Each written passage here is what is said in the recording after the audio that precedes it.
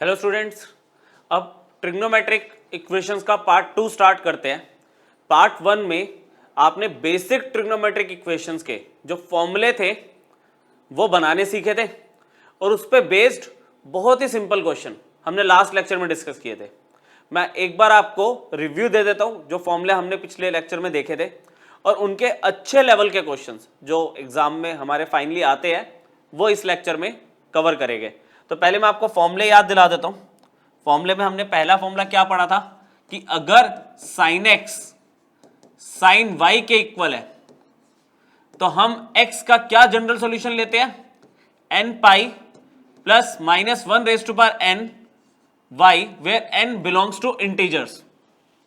पढ़ाई sine x equal to sine Y, ज्यादा time ना लगाते हुए cos x equal to cos y भी हमने पढ़ा था जिसमें हमने x की क्या वैल्यू डिराइव की थी 2n pi plus minus Y where again n belongs to integer.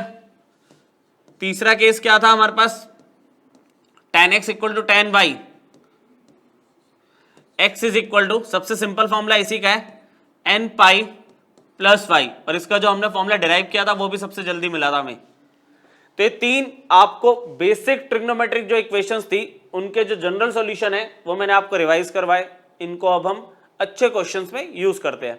अच्छा, इनको अप्लाई करने से पहले आपको जो पुरानी ट्रिगो है, पुरानी ट्रिगो इन द सेंस जो हमने फॉर्मूले पढ़े ट्रांसफॉर्मेशन, मल्टीपल, सब मल्टीपल, वो सारे याद होने चाहिए क्योंकि ट्रिग्नोमेट्रिक इक्वेशन में पहले वो अप्लाई होगे देन जनरल सॉल्यूशन पे आप जा पाओगे। ठीक, तो जैसे सबसे पहला क्वेश्चन हम ले रहे हैं, different type of trigonometric equation consider करेंगे हम। फर्स्ट क्वेश्चन मैंने लिया sin 2x minus sin 4x plus sin 6x। ये सेम क्वेश्चन आपका इक्वल टू में कुछ प्रूफ के लिए आता था कि प्रूफ दैट, इस बार इक्वल टू 0 दे दिया तो ट्रिग्नोमेट्रिक इक्वेशन है, आपको यहां पे लिख के दे दिया सॉल्व, दैट मींस आपको x की वैल्यू बतानी है। और वो भी कौन सी बतानी है, जब भी सॉल्व लिखा होगा जनरल सॉल्यूशन आपको बताना है इन टर्म्स ऑफ n, जितने पॉसिबल सॉल्यूशन है वो सब आपको इसमें बताने हैं। सबसे पहले इसको सॉल्व करने का क्या तरीका है कि आप इक्वेशन को देख के आइडेंटिफाई करो कि कौन सा मेथड इसमें सॉल्विंग का सबसे इजी मेथड है, बेस्ट अप्रोच क्या होगी। तो आप याद करो तीन ट्रिग्नोमेट्रिक रेशियोज है साइन की ही अलग अलग एंगल के साथ। तो यहां पे हम पेयरिंग करते थे। पेयरिंग कैसे होती थी मैंने आपको सिखाया था कि जैसे 6x प्लस 2x को अगर मैं लेता हूं, 6x प्लस 2x को अगर मैं लूं और ऐड करूं तो 8x आ रहा है, डिवाइड बाय 2 करूंगा तो 4x आ रहा है। तो वो जो 4x है पहले से ही क्वेश्चन में प्रेजेंट है, तो यहाँ पे पेयरिंग हम sin 6x और sin 2x की करेंगे। और फिर पेयरिंग करने के लिए एक चीज और बताई थी मैंने आपको कि बड़ा एंगल पहले छोटा एंगल बाद में। तो मैंने यहाँ पे क्या किया बच्चों, sin 6x plus sin 2x arrange करके मैंने इसको sin 6x पहले लिखा sin 2x बाद में और माइनस में sin 4x इक्वल टू 0। इस तरह से यहां पे sin c प्लस sin d का फॉर्मूला लगाएंगे। Sine C plus sine D हमारे पास क्या है 2 sine C plus D by 2 और cos C minus D by 2। Formula लगा दिया। मैंने कहा फॉर्मूला आपको याद होने चाहिए। साइन 4x अपनी जगह पे सेम, अभी साइन 4x में हमने कोई वर्किंग नहीं की, हमने यहाँ पे sine C plus sine D का फॉर्मूला लगा दिया 2 sine C plus D by 2 cos C minus D by 2। थोड़ा सा जो सिंप्लीफाई हो रहा है वो क्या हो गया 2 sign 6x plus 2x 8x 8x upon 2 4x हो गया। यहाँ पे कॉज है 6x minus 2x 4x upon 2 कितना है 2x है, माइनस में साइन 4x इक्वल टू 0। ये इक्वेशन को नेक्स्ट पेज पे ले जाते हैं। ठीक है, आपके पास जो इक्वेशन है वो है 2 साइन 4x cos 2x और माइनस में sin 4x इक्वल टू 0 है।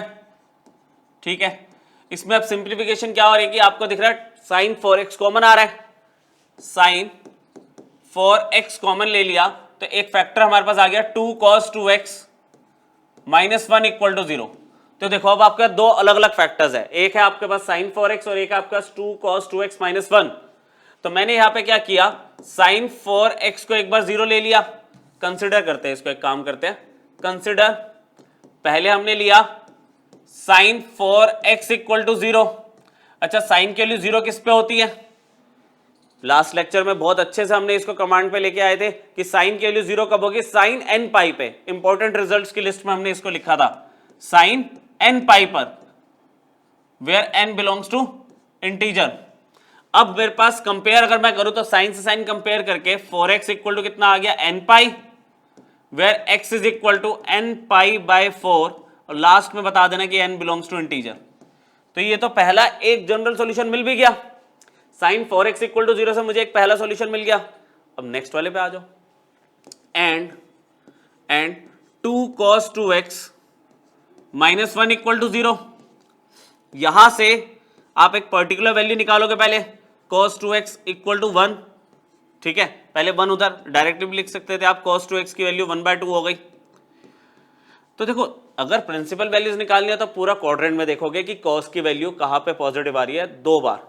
पर मुझे तो जनरल सॉल्यूशन बताना है, जब सॉल्व लिखा है ना बच्चों तो आप जनरल सॉल्यूशन बताओ, मैक्सिमम पॉसिबल सॉल्यूशन उसके अंदर आ जाते हैं। तो हम यहाँ पे देखेंगे cos 2x की वैल्यू हाफ किस पे होती है, सबसे पहले कहाँ पे होती है हाफ, आप बोलोगे cos 60 degree which is cos π/3, ठीक है। अब इसको cos x equal to cos y वाला फॉर्मेट समझो और फॉर्मूला लगा दो। पीछे फॉर्मूला लिख के दिया था ना मैंने, दोबारा लिख दो एक बार, cos x इक्वल टू अगर cos y होता है तो x की वैल्यू क्या होती है, आप बोलते हो 2n पाई प्लस माइनस में y, where n belongs to integers. ये सिचुएशन थी। तो यहां पर x की जगह तो आपको 2x दिख रहा है, 2x, और y की जगह आपका π/3 दिख रहा है। तो हम यहां पे लिखेंगे जनरल सॉल्यूशन, दूसरे वाला मुझे क्या मिल रहा है, 2x is equal to 2n pi plus minus π/3। अच्छा 2, मुझे तो सिर्फ x बताना होता है, 2x से कोई लेने देना नहीं है, 2 को हम नीचे भेज देंगे, ठीक है। RHS में अगर मैं शिफ्ट कर दूं तो यहाँ पे तो हो जाएगा n पाई, और यहाँ पे जब 2 नीचे आएगा तो π/6 हो जाएगा, where n belongs to integer. तो इसमें सॉल्यूशन क्या है मेरे पास, एक x की वैल्यू आपकी आई है n π/4 और दूसरी वैल्यू आई है n pi plus minus π/6, where n belongs to integer. इस तरह से हम 4 मार्कर वाले क्वेश्चन को अटेम्प्ट करते हैं। पहले आप जो पॉसिबिलिटीज है उसको सिंप्लीफाई करने की, फैक्टर्स में लाने की, आप वो पहले अप्लाई करो, फॉर्मूले लगाए हमने, उसके बाद 2 अलग अलग फैक्टर बने, उसमें हमने जनरल सॉल्यूशन के जो कॉन्सेप्ट पढ़े हैं वो लगाने की कोशिश की।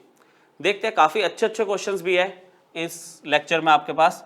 तो देखो आप नेक्स्ट, ये हमने एक एनसीईआरटी का क्वेश्चन पिक कर लिया, ठीक है, ये एक एनसीईआरटी का क्वेश्चन ले लिया, और मैंने आपको बोला था कि आप ट्राई करो साइन, कॉज और tan के टर्म्स में क्वेश्चन को सॉल्व करने की।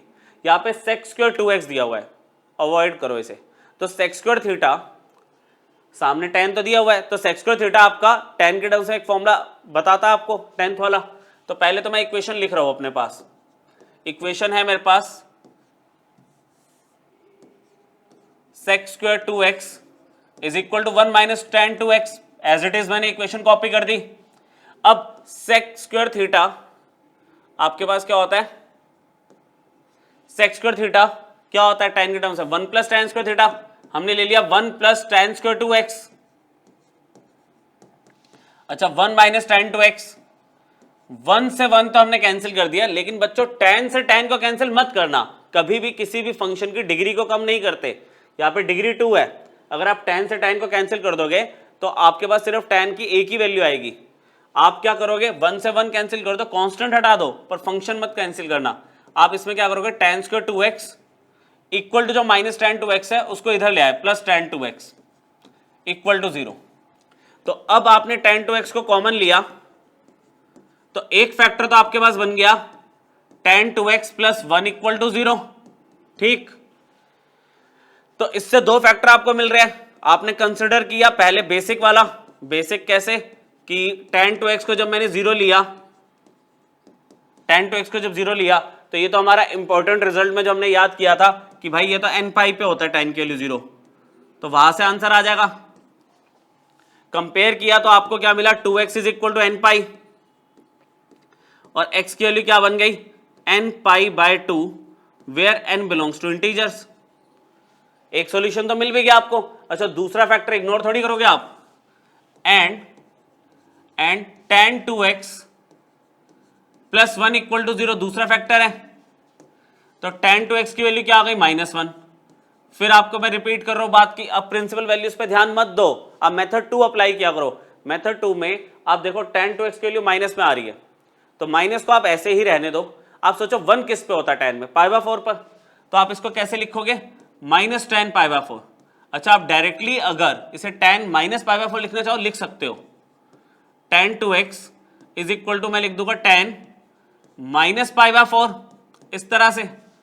और इसमें जनरल सॉल्यूशन क्या लगेगा, अगर आपके पास tan x equal to tan y होता है तो सबसे इजी वाला फॉर्मूला, x की वैल्यू क्या होती है आपके पास, n pi plus Y where n belongs to integer. ये मैंने हाईलाइट कर दिया फॉर्मूला। यहां पे x की जगह आपको क्या दिख रहा है, जनरल सॉल्यूशन अगर लेना है तो 2x दिख रहा है, n पाई ऐसे ही रहेगा, और y की जगह आपको क्या दिख रहा है, -π/4, -π/4 where n belongs to integer. फिर वही पुरानी बात की, x बताना मुझे, 2x नहीं बताना, 2 नीचे चला जाएगा। जब 2 नीचे गया मतलब RHS में शिफ्ट किया मैंने, तो n π/2 माइनस में π/8 where n belongs to integers, where n belongs to integers. तो मेरे पास एक वैल्यू n π/2 आ रही है और एक वैल्यू आ रही है n π/2 माइनस π/8। तो दो आंसर आ रहे हैं मेरे पास, ठीक है। n के टर्म्स में मैंने दो जनरल सॉल्यूशन निकाल दिए, n बता दिया करो कि इट बिलोंग्स टू इंटीजर्स।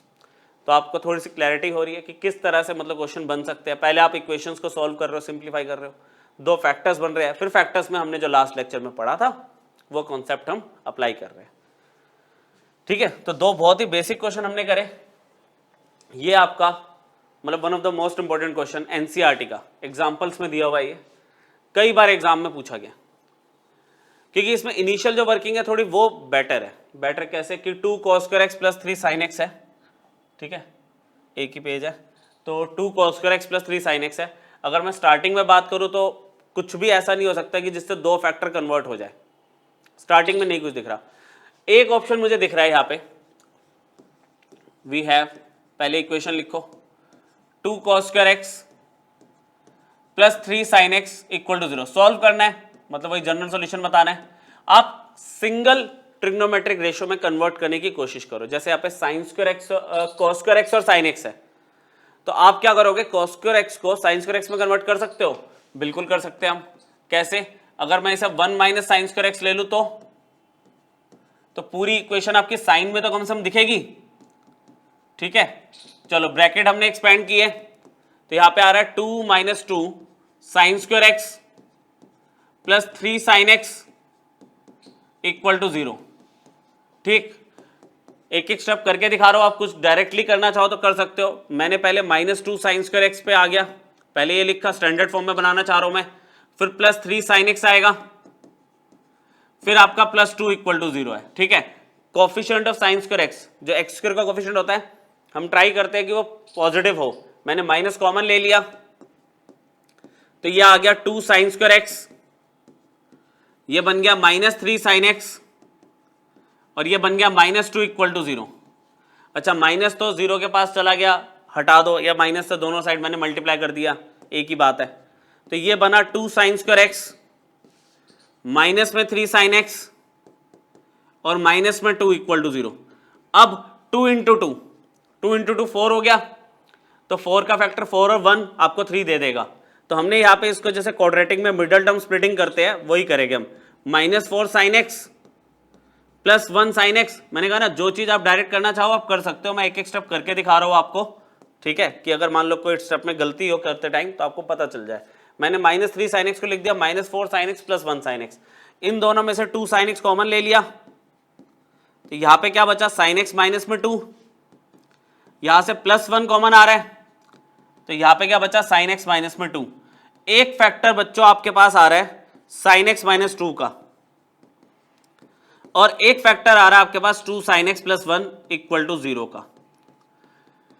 तो यहां पर जब मैं कंसिडर करना स्टार्ट करूंगा, अगर मैं कंसिडर करूं sin x minus 2 equal to 0 को, sin x minus 2 equal to 0 को, तो sin x के लिए 2 आ रही है, विच इज नॉट पॉसिबल। तो ये तो कोई सोल्यूशन दे ही नहीं रहा पहला वाला फैक्टर। sin x की मैक्सिमम वैल्यू क्या बताई थी आपको, +1, +2 तो आ ही नहीं सकती ना, तो ये फैक्टर तो हमें कोई सोल्यूशन नहीं दे रहा।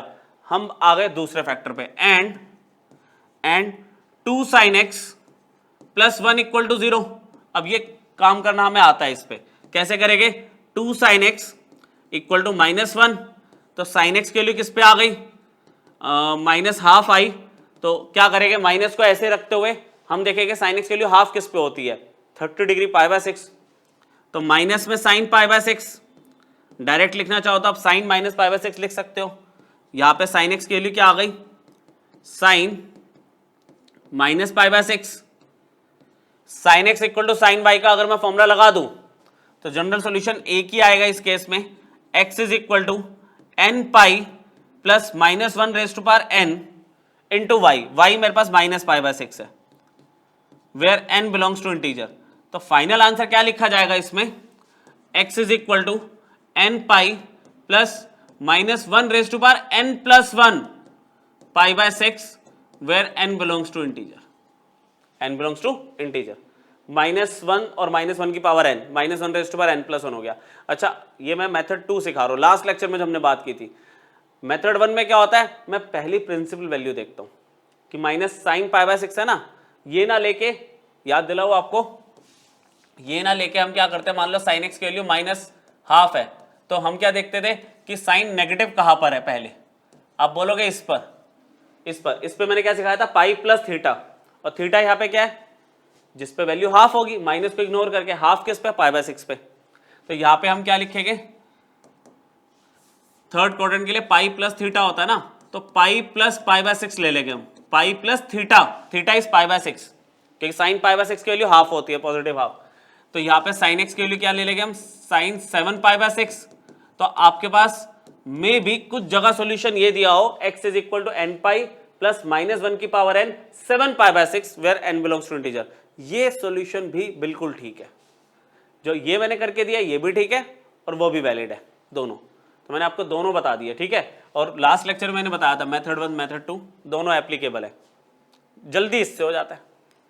प्रिंसिपल वैल्यू पे हमें वो क्वाड्रेंट का गेम नहीं खेलना पड़ता, ठीक है। देखे आगे, ये वाला देखो आप, तो साइन स्क्वायर x है plus cos square 3x equal to 1 है, लिखा तो सॉल्व है, वही जनरल सॉल्यूशन बताना है मुझे।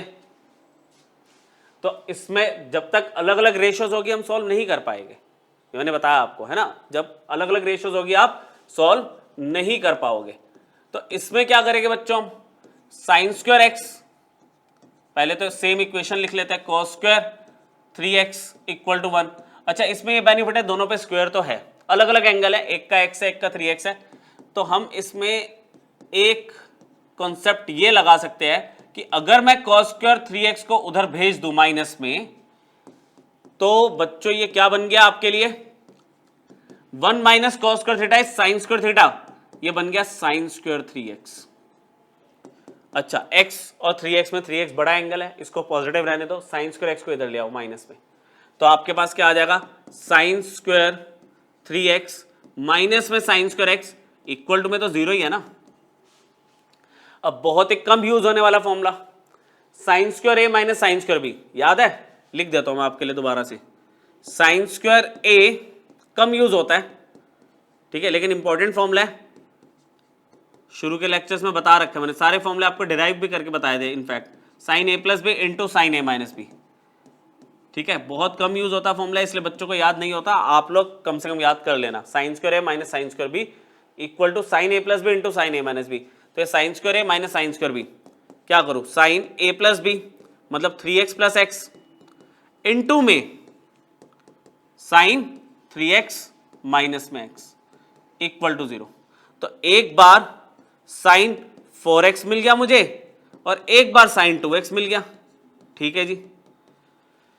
एक बार साइन 4x को 0 के इक्वल कंसीडर करो, देखते हैं इसमें कुछ ट्विस्ट आता है या नहीं आता है। बिल्कुल वैसे ही चल रहा है कि अगर मान लो मैं साइन 4x को 0 के इक्वल लेता हूं तो वो किस पे होता है? आप बोलोगे वही important result sign n pi पर, ठीक है जी।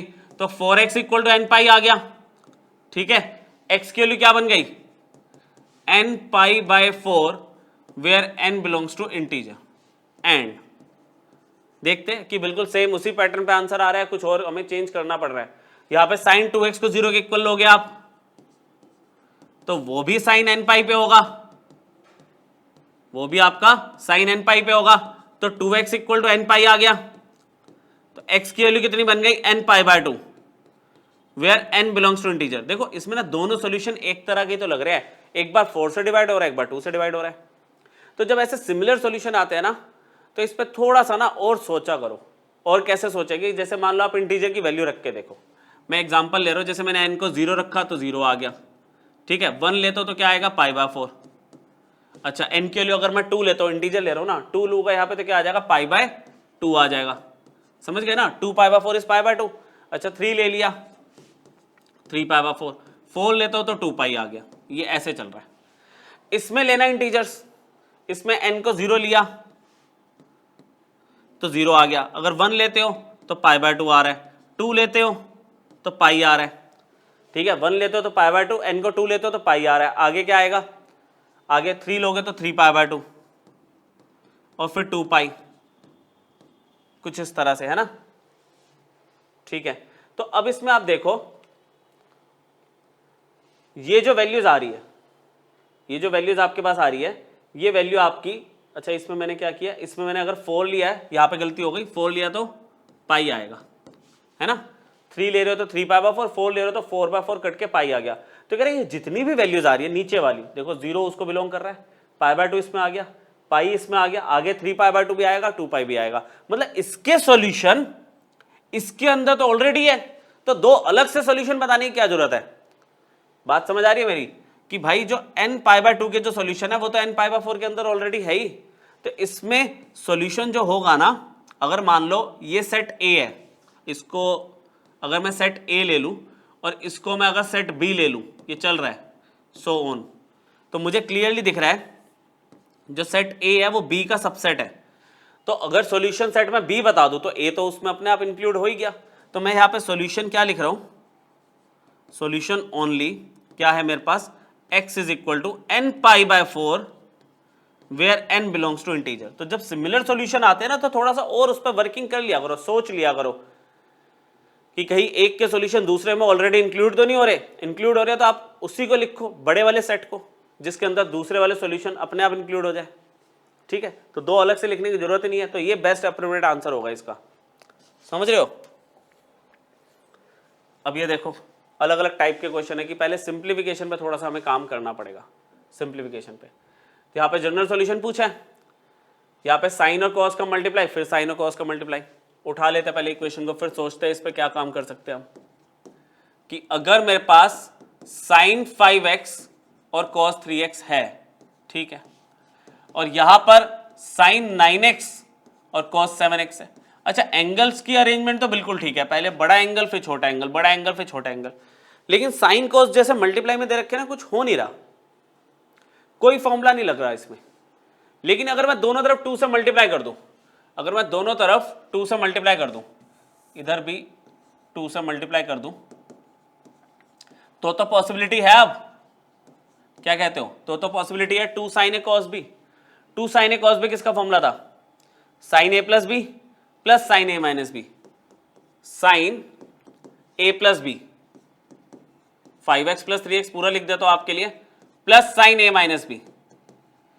तो ये हो गया 5x माइनस में 3x equal to 2 sine A cos B, again sine A plus B plus sine A minus B. तो साइन ए प्लस बी में मेरे पास कितना आ गया, 9x plus 7x plus sine A minus B, ठीक है। तो यहां पे वैल्यू मुझे मिल गई साइन 8x, यहां पे वैल्यू मुझे मिल गई साइन 2x। सिमिलरली ये वैल्यू बन गए साइन 16x और ये वैल्यू बन गए साइन 2x। अब भाई साइन 2x और साइन 2x को तो हम रोक नहीं सकते कैंसिल होने से, है ना। मैं अगर सबको इधर ले आऊं तो साइन 16x के पास माइनस साइन 8x तो आ गया, साइन 2x के पास माइनस साइन 2x आया, 0 हो गया वो।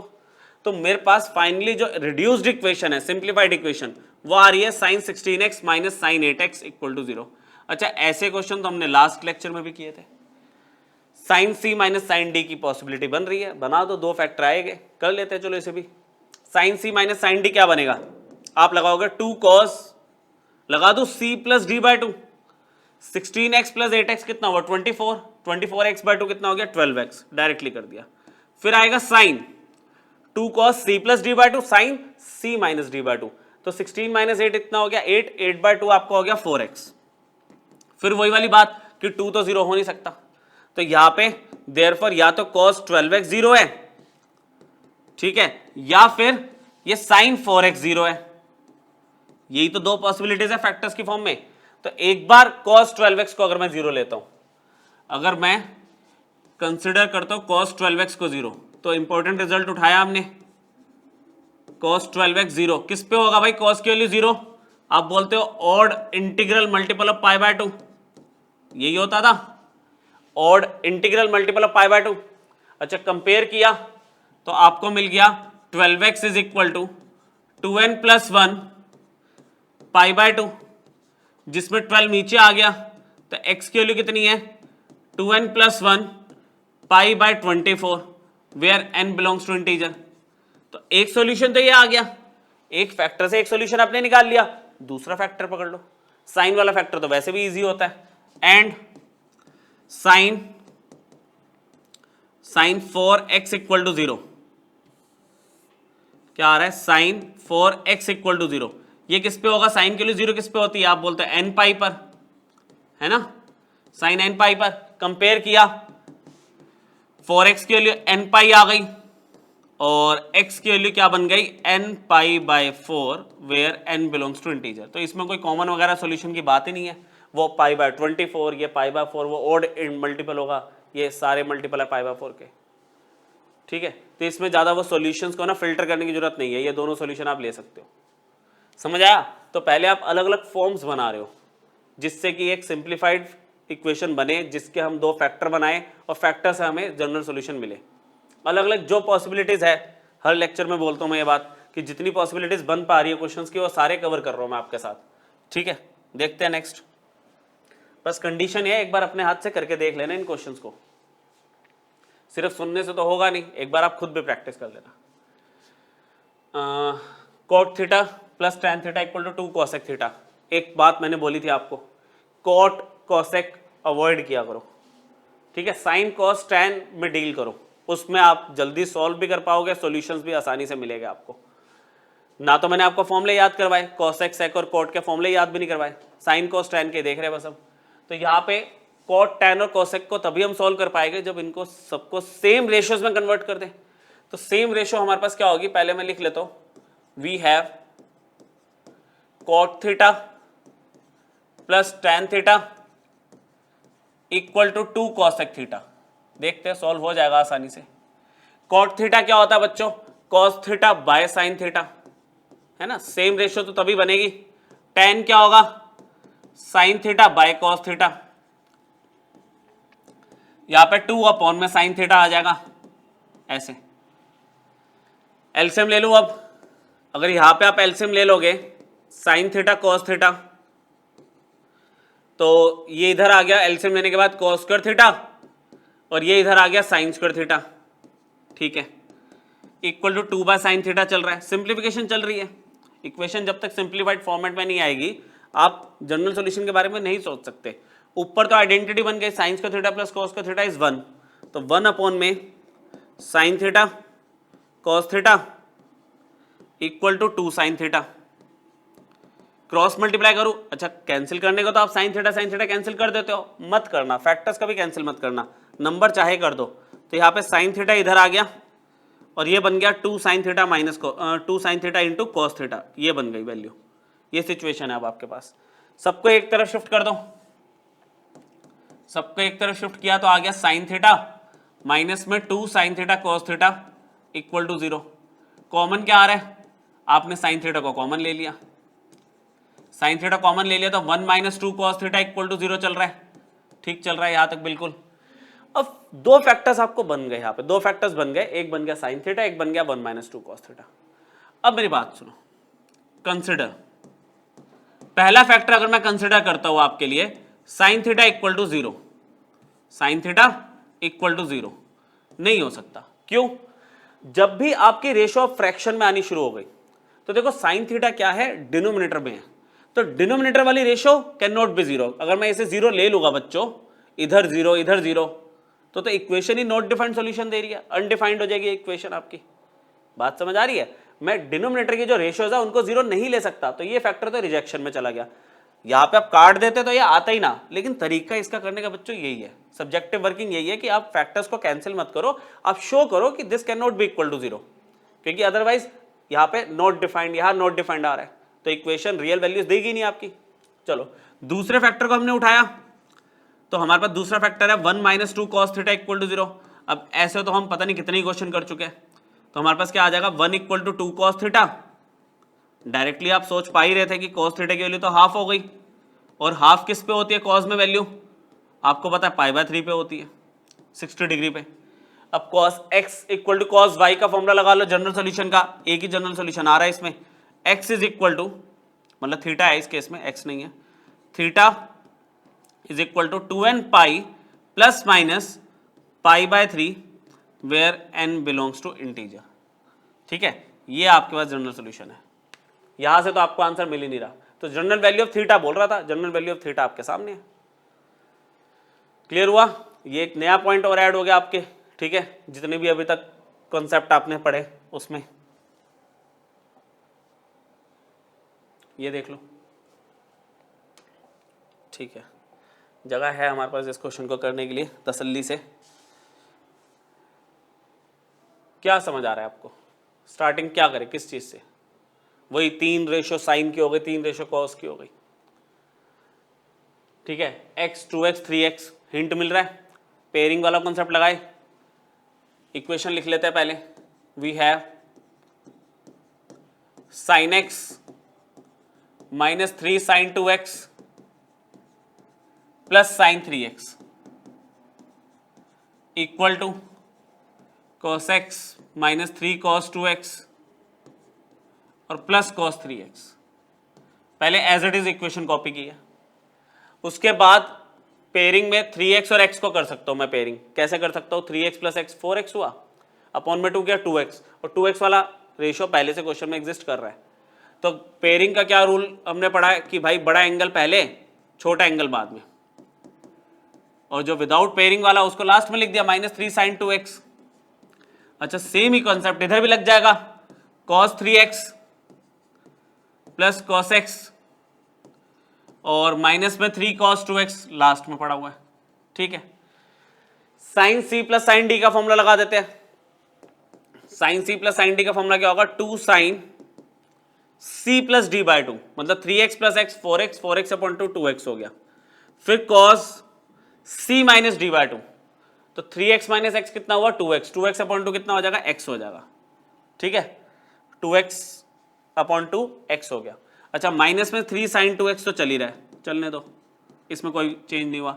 cos c plus cos d का दोबारा लगा दो, 2 cos c plus d by 2 मतलब 2x, 3x plus x bye 2 4x bye 2 2x हो गया।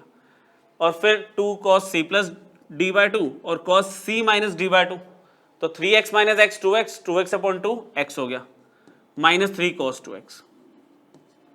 चलो, इधर क्या दिख रहा है आपको? साइन 2x कॉमन आता हुआ है ना, साइन 2x कॉमन आता हुआ दिख रहा है, साइन 2x। तो यहां बचा 2 cos x माइनस में 3, चलो ये तो ठीक है।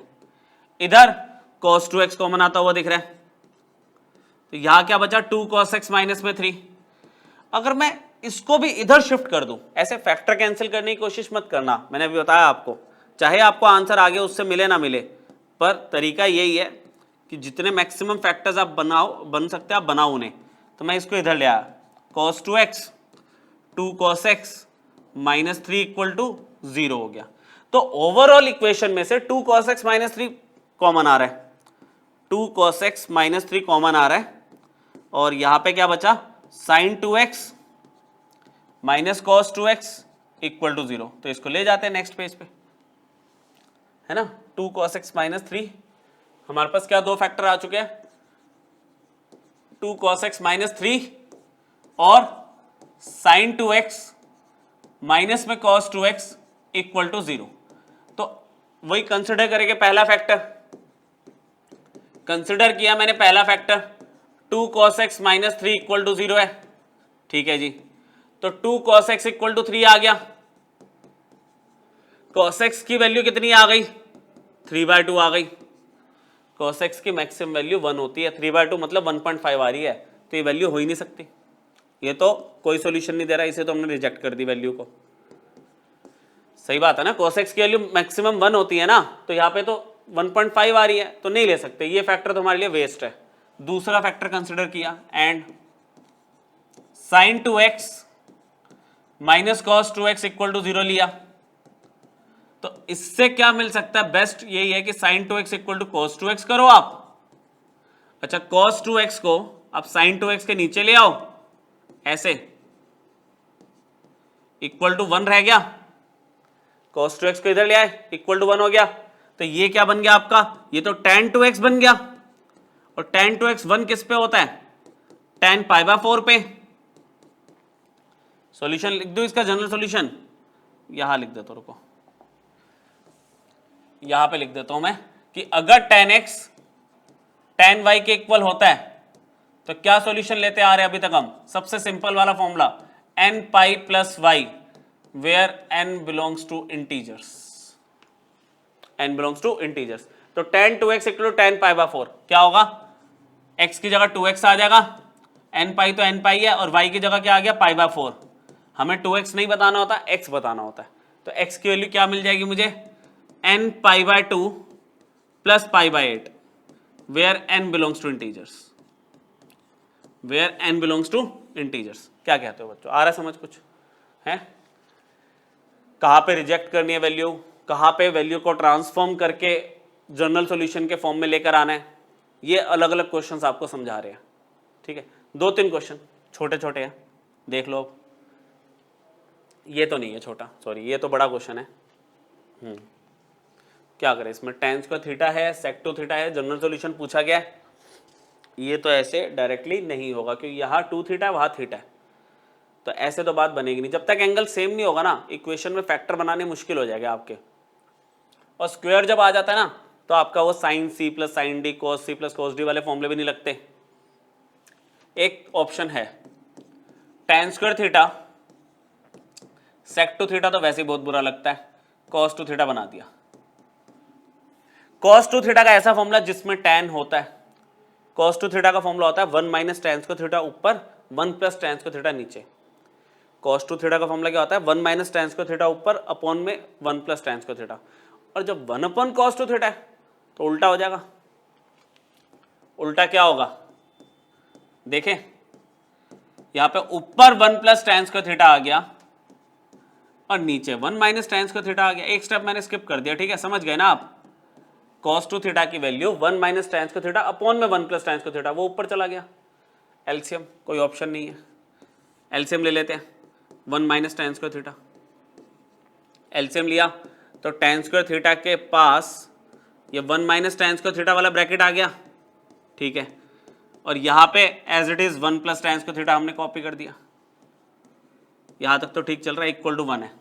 सिंप्लीफिकेशन मांग रहा है क्वेश्चन थोड़ा ज़्यादा, tan स्क्वायर थीटा को 1 से मल्टीप्लाई किया तो tan square theta, tan square theta को tan स्क्वायर थीटा से मल्टीप्लाई किया, tan raise to power 4 theta आ गया, ठीक चल रहा है।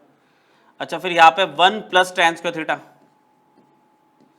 ये तो हो गई न्यूमरेटर की सॉल्विंग, ये ऊपर चला गया इक्वल टू में 1 माइनस tan स्क्वायर थीटा, ठीक है, यहाँ तक सब कुछ। अब क्या सिचुएशन दिख रही है, माइनस tan 4 थीटा, पावर 4 वाली एक ही टर्म है, tan square theta plus tan square theta, tan square theta plus tan square theta कितना हो गया, 2 tan स्क्वायर थीटा, ठीक है, प्लस 2 tan स्क्वायर थीटा। अच्छा, प्लस 1 यहाँ पे था, मैं माइनस 1 को इधर ले आया -1, और प्लस tan स्क्वायर थीटा को इधर ले आया, इक्वल टू रह गया 0। मतलब क्या किया, 1 इधर आ गया, -1 minus tan square theta plus tan square theta बन गया। सिंप्लीफिकेशन थोड़ी सी और, minus tan raise to power 4 theta, 2 tan square theta plus tan square theta कितना हो गया, प्लस 3 tan स्क्वायर थीटा, ठीक चल रहा है यहां तक सारा। और 1 माइनस 1 ये तो कैंसिल हो गया, 0 आ गया सामने सिर्फ। अब आप देखो, पावर जो सबसे बड़ी पावर वाली टर्म होती है वो नेगेटिव अच्छी नहीं लगती, तो हमने माइनस tan स्क्वायर थीटा ना कॉमन ले लिया, क्या आ गया, minus tan square theta common ले लिया, तो यहाँ पे क्या बना, tan स्क्वायर थीटा माइनस में 3 इक्वल टू 0। अब फिर वही वाली बात कि माइनस हटाना है तो माइनस से मल्टीप्लाई कर दिया दोनों साइड, कोई फर्क पड़ता नहीं उससे। तो दो फैक्टर दिख रहे हैं मुझे, तो एक बार tan स्क्वायर थीटा या तो 0 होगा या फिर एक बार tan स्क्वायर थीटा -3 होगा। एक फैक्टर तो यहां पे सॉल्व कर ही लेते हैं। कंसिडर आप बोलोगे tan स्क्वायर थीटा की वैल्यू तो 0 है, तो जब tan स्क्वायर थीटा की वैल्यू 0 है तो tan थीटा भी 0 ही होगा, है ना। 0 अगर सामने है तो फिर आप इसको इंप्लाइज करके लिख सकते हो कि tan थीटा भी 0 होगा। और किस पे होता है वो, n पाई पे। तो थीटा का एक आंसर तो मिल गया, थीटा का एक आंसर तो मिल गया। अगर पीछे भी कहीं tan के साथ सिर्फ पाई लिख दिया समझ जाना tan n पाई था वो। थीटा की value n pi where n belongs to integer, एक सॉल्यूशन तो मिल गया। दूसरे पे आते हैं। दूसरा फैक्टर मेरे पास कितना है, tan square theta -3 equal to 0। अब tan square theta equal to 3 हो गया, तो यहां पे अब स्क्वायर ऐसे थोड़ी हट जाएगा। स्क्वायर को जब उधर ट्रांसफर करूंगा मैं तो यहां पे वैल्यू √3 तो बनेगी, पर इट कैन बी पॉजिटिव और नेगेटिव। भाई जब स्क्वायर उधर जाएगा, स्क्वायर रूट में कन्वर्ट होगा, तो वैल्यू पॉजिटिव भी हो सकती है, नेगेटिव भी हो सकती है। क्योंकि आप +√3 का स्क्वायर करोगे तो भी 3 आएगा, -√3 का स्क्वायर करोगे तो भी 3 आएगा। छोटी छोटी चीजें ध्यान रखना। अब √3 किस पे होता है, tan में, π/3 पे, 60 डिग्री पे। तो प्लस माइनस अपनी जगह पे ठीक है, tan π/3 पे हो गया। और अगर मैं इसको ढंग से लिखूं तो tan थीटा की वैल्यू क्या होगी, tan ± π/3। एंगल में लेके जा सकते हैं हम इसको। तो जनरल सॉल्यूशन क्या है, लिख दूं, tan x अगर tan y के इक्वल होता है, tan x अगर tan y के इक्वल होता है तो इंप्लाइज x की value n pi plus y होती है, where n belongs to integer. तो थीटा की एक वैल्यू और मिल गई, x की जगह तो थीटा है और y की जगह कितना है, n pi plus minus y की जगह π/3 है, where n belongs to integer. इस क्वेश्चन में एक चीज हमने इग्नोर की है, वो नहीं कर सकते। देखते हैं जरा। थीटा के दो आंसर आ गए, एक तो आ गया आपका n पाई, एक आ गया n पाई प्लस माइनस π/3।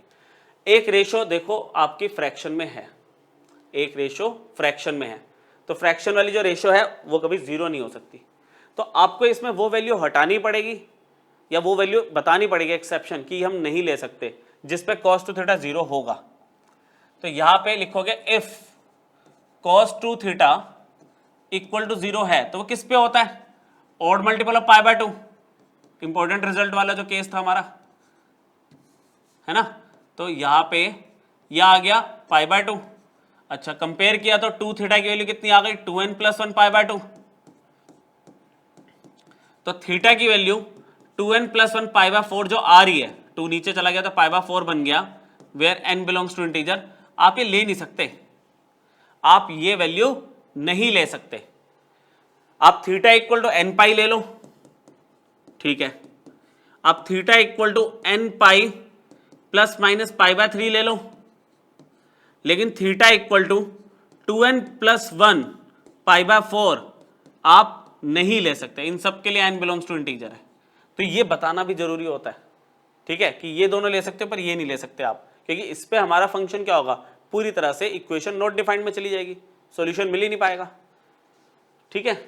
तो जब फ्रैक्शन वाला है थोड़ा सा अलर्ट रह के ये भी चीज ध्यान देना, कौन सी वैल्यू हम नहीं लेंगे, कहीं वो वैल्यू इसी में इंक्लूड तो नहीं हो रही है तो ये चीज माइनस में लिख देना ऐसे, ठीक है। लास्ट क्वेश्चन देखते हैं। चलो, काफी सारे क्वेश्चन मैंने आपको बता दिया अलग अलग टाइप के, तो ये सब क्वेश्चन आपके स्कूल एग्जाम के ऊपर बन सकते हैं, ठीक है, स्कूल एग्जाम में बन सकते हैं बहुत आराम से।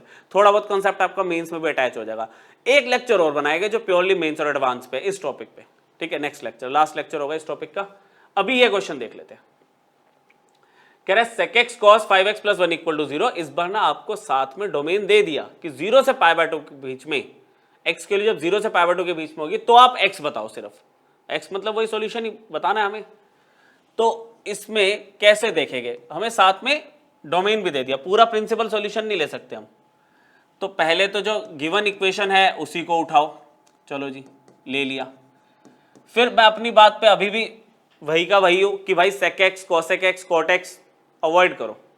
sec x को कैसे अवॉइड करेंगे, अगर मैं sec x क्या होता है 1 cos x, तो वो इसके साथ आ गया, क्या कहते हो, समझ आई बात।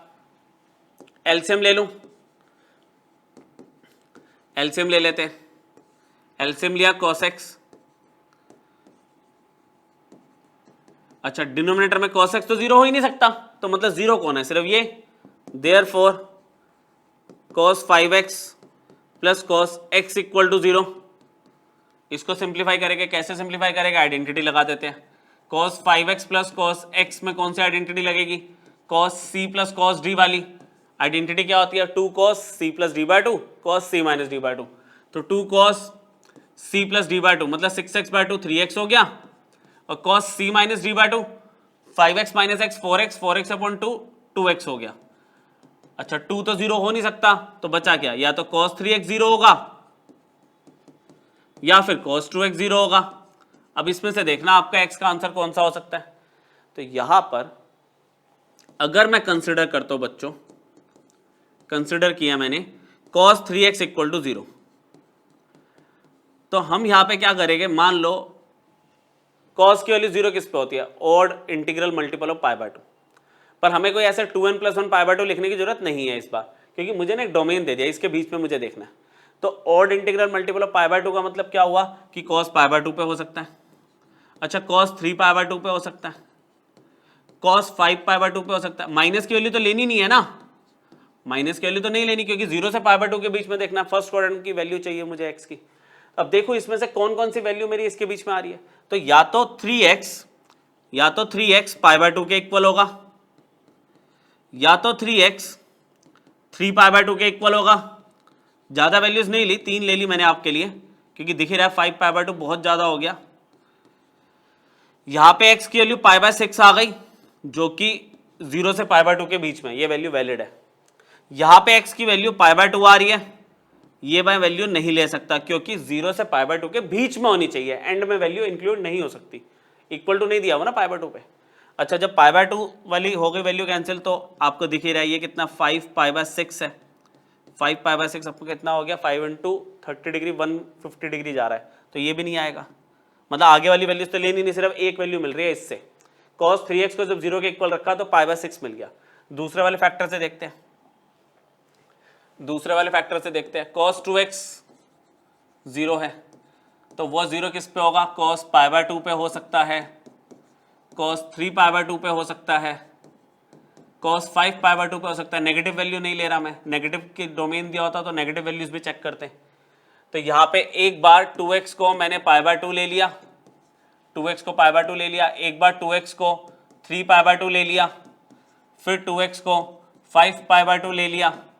देखते हैं कौन सी वैल्यू 0 से पाई बाय 2 के बीच में आ रही है। यहाँ पे x की वैल्यू पाई बाय 4 45 डिग्री, ये तो मैं ले सकता हूँ।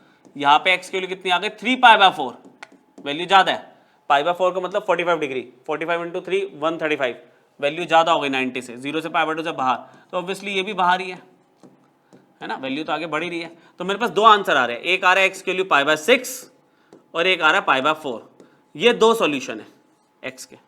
तो ये आपका थोड़ा सा ट्रिकी क्वेश्चन है, आपका एग्जाम्पलर का क्वेश्चन है, ठीक है। तो आपको देखना कौन सी वैल्यू आ रही है इस डोमेन में, कौन सी वैल्यू नहीं आ रही। तो मेनली ना कॉम्पिटिटिव लेवल पे इस तरह के क्वेश्चन मतलब बेस बना रहे हैं आपका।